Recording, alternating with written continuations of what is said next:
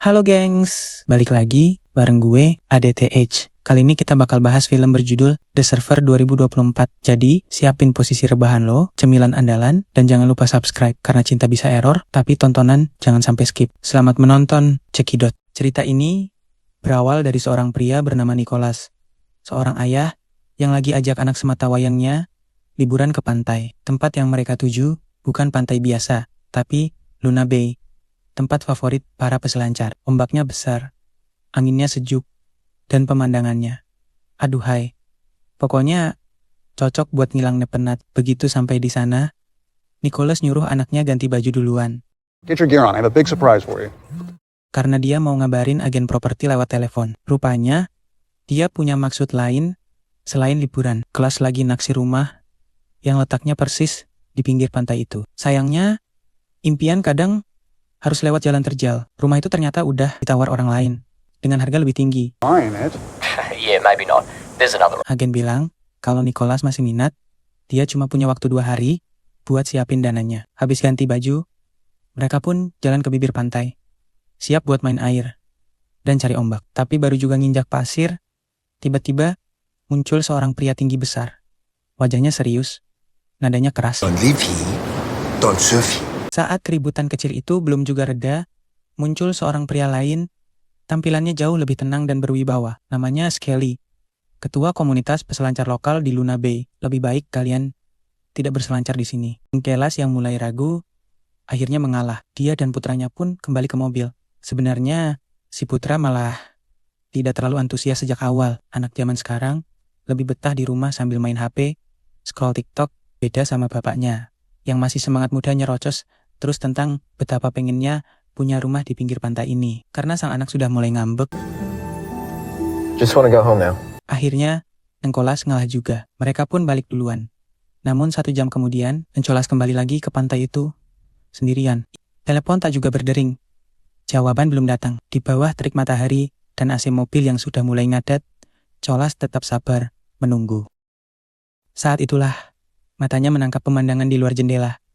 Seorang peselancar lokal tampak menyapa para pengunjung yang baru datang, sambil tersenyum ramah. Tapi tiba-tiba, pemuda itu menjulurkan lidahnya ke arah mobil.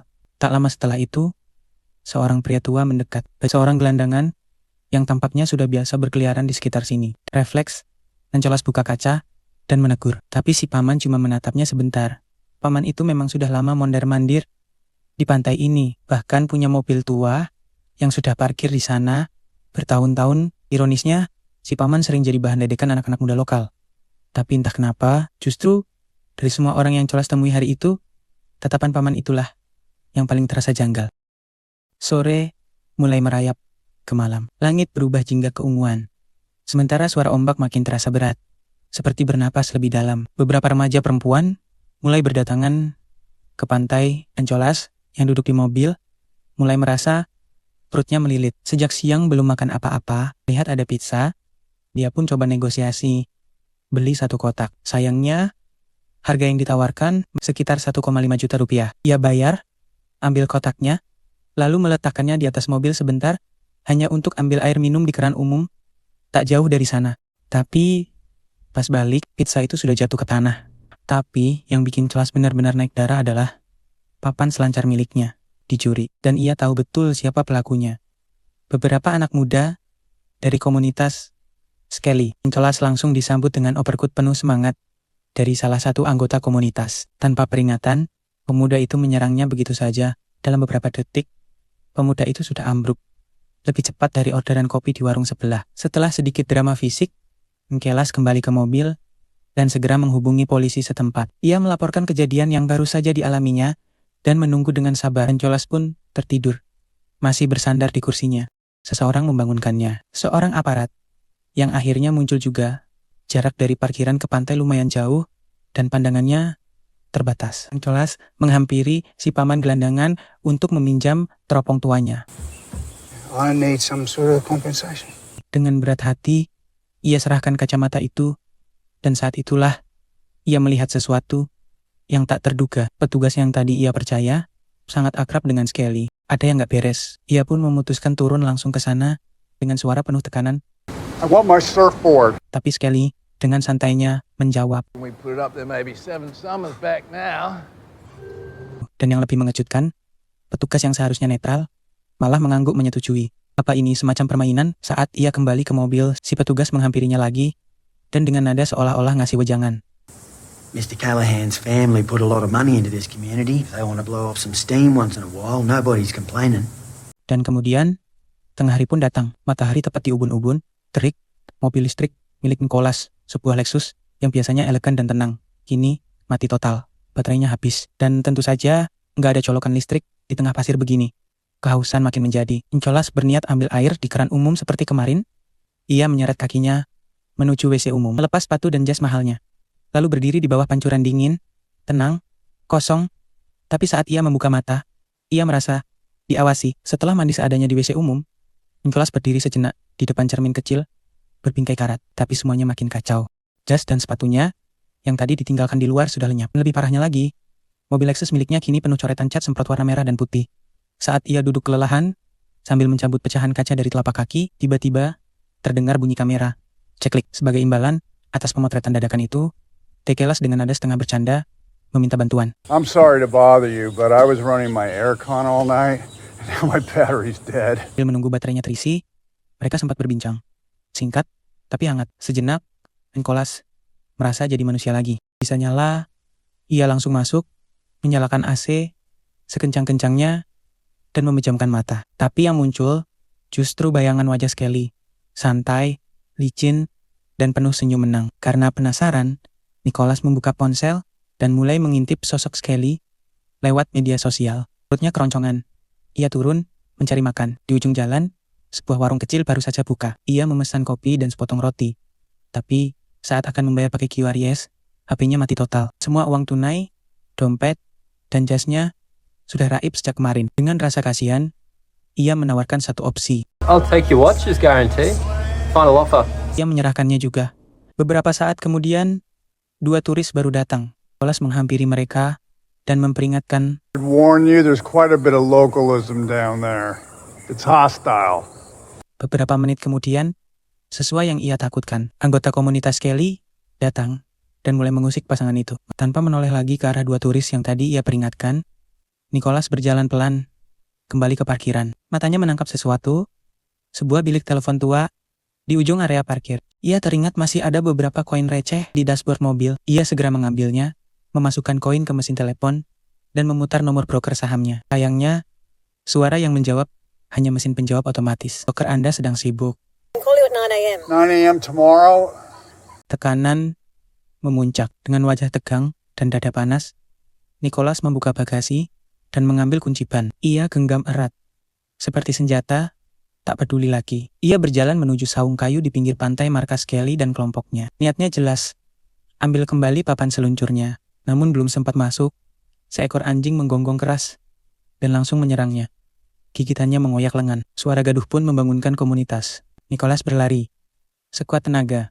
Tapi tubuhnya tak sekuat dulu. Tak sampai jauh, ia pun bersembunyi di balik semak-semak dekat parkiran. Matanya perlahan menutup. Ia ketiduran. Pagi pun tiba. Saat membuka mata, Nicholas terkejut. Mobil Lexus miliknya hilang. Tak lama, muncul petugas aparat yang biasa patroli tiap pagi. Dengan nada tenang, ia berkata, Mate, we had an agreement. You said you'd move on and stop bothering the people. Nicholas terdiam. Matanya mulai berkaca-kaca.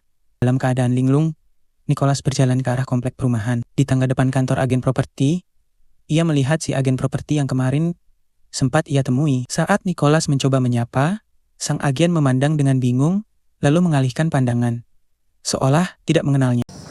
What's this about, mate? You want me to give you $10 so you can bugger off? You are not the bye-bye. Terlihat si pedagang warung membuka kiosnya pagi-pagi. Nicholas segera menghampiri, mengingat ponsel miliknya masih dicas semalam di sana. Where's my phone? No idea, man. Tapi pedagang itu hanya menatap datar. Nicholas pun kembali ke parkiran. Tak ada lagi yang bisa ia lakukan. Dengan langkah gontai, ia membuka pintu mobil tua milik si paman dan masuk ke dalamnya. Bukan karena ingin, tapi karena tak ada tempat lain untuk kembali. Di dalam mobil tua yang pengap, Nicholas menemukan beberapa sobekan koran lusuh. Salah satu potongan itu menampilkan foto seorang remaja yang sedang berpose dengan ayahnya. Di bawah foto itu tergantung sebuah kalung dengan bandul logam tajam. Nicholas mengambilnya Diam-diam menyimpannya ke dalam saku. Panas siang makin membakar, bibirnya pecah-pecah. Tenggorokan kering seperti tanah retak. Saat itulah Skelly muncul. Dengan senyum tenang, ia datang membawa minuman dingin, burger besar, dan irisan buah semangka segar. Take it. You get dehydrated out here in a heartbeat. Kamu, kasihan, terus-terusan hidup dalam ilusi yang kamu ciptakan sendiri. Lanjut Skelly. Ilusi. Nicholas terdiam. Nicholas bertemu lagi dengan si mbak fotografer. Tanpa banyak bicara, ia meminta izin memeriksa isi file kameranya. Momen ketika ia difoto di depan mobil Lexus miliknya kemarin. Dan di sanalah kebenaran terungkap. Semua ucapan Skelly adalah kebohongan, dan Nicholas mulai menyadari. Semua orang di tempat ini bersekongkol untuk mempermainkan pikirannya. Muak dan terbakar amarah, Nicholas mencabut papan tanda pantai. Ia berjalan ke arah pantai, tanpa takut, tanpa ragu. Satu persatu, anggota komunitas mencoba menghadangnya. Dan yang mengejutkan, Skelly justru tersenyum bangga. Mereka membawanya ke saung besar, markas utama komunitas. Di sana, Nicholas disuntik dengan obat penenang. Tubuhnya mulai rileks, tapi pikirannya masih menggelegak. Lalu, Skelly bicara. Ini semua bagian dari ujian, Nicholas. Skelly lalu membuka semuanya. Hey, mate. I'm the bank manager. G'day, mate. Your car's getting serviced down at Twitchy's uncle's garage. Semua bagian dari rencana dan rumah impian yang ia incar itu akan diberikan secara cuma-cuma. Keesokan paginya, Nicholas siuman di bawah cahaya matahari. Hari itu, ia harus menjalani tes terakhir ritual penutup untuk mengukuhkan dirinya sebagai anggota sah komunitas. There's one last test. Tugasnya sederhana, membakar mobil tua milik si paman gelandangan. Api menyala, asap mengepul, semua orang bersorak-sorai, meneriakkan satu kata, "Welcome." Namun, di tengah kegembiraan itu, sesosok anak muda muncul dari kejauhan. Wajahnya cemas, matanya mencari-cari. Itu putra Nicholas. Skelly langsung menyambut hangat dan mengajak sang putra ikut bergabung. Tapi, ekspresi sang anak menunjukkan kegelisahan. Ia tak nyaman dengan orang-orang ini. Menangkap isyarat itu, Nicholas berbisik pelan. Spike in my car. I'll be right there. Namun, langkah Nicholas terhenti ketika suara keras dari arah seberang. Ia menenteng senjata api. Panik. Semua orang mulai menjauh. Tapi, tak ada yang berani melawan. Where were you when I needed you? Eh? Where were you then? Dulu anakku ikut komunitas ini. Dulu, dia juga dites. Sama seperti kalian. Dia meninggal di pantai ini. Dan tidak ada satu orang pun yang peduli. Semua terdiam. Dan saat itulah, Nicholas mengingat sobekan koran, foto remaja peselancar, bersama sang ayah. Itu, anaknya si paman. Paman itu menunjuk senjatanya ke arah 3 orang. Sebagai ganti anakku. Situasi makin tegang, nafas tercekat, waktu terasa melambat. Nicholas lalu mengambil kalung milik anak si paman. Ini kalung anakmu, saya simpan. Karena saya ngerasa, entah kenapa, penting, dan saya tahu, kamu bukan pembunuh. Si paman menatap kalung itu lama sekali. Tangannya gemetar. Lalu, pergilah, bawa anakmu jauh. Nicholas dan putranya malah turun ke pantai. Berselancar di bawah langit jingga, di atas ombak yang mengamuk. Di belakang mereka, Skelly berdiri tenang, tersenyum. Menerima nasibnya, dor. Peluru terakhir menembus tubuh Skelly. Pantas untuk semua yang ia lakukan. Begitu endingnya tragis, tapi juga kayak bentuk keadilan terakhir. Oke deh, segitu dulu alur film kita kali ini. Makasih, jangan lupa makan yang teratur, istirahat cukup, dan jauhi drama kehidupan biar hidup gak makin error. Gue pamit dulu, mau me time sambil ngelurusin punggung yang udah protes karena kebanyakan ngedit video buat kalian. Kalian juga jangan lupa stretching ya, biar gak jadi fosil hidup di kasur. Sampai ketemu di konten selanjutnya, bareng gue, Aditya AG.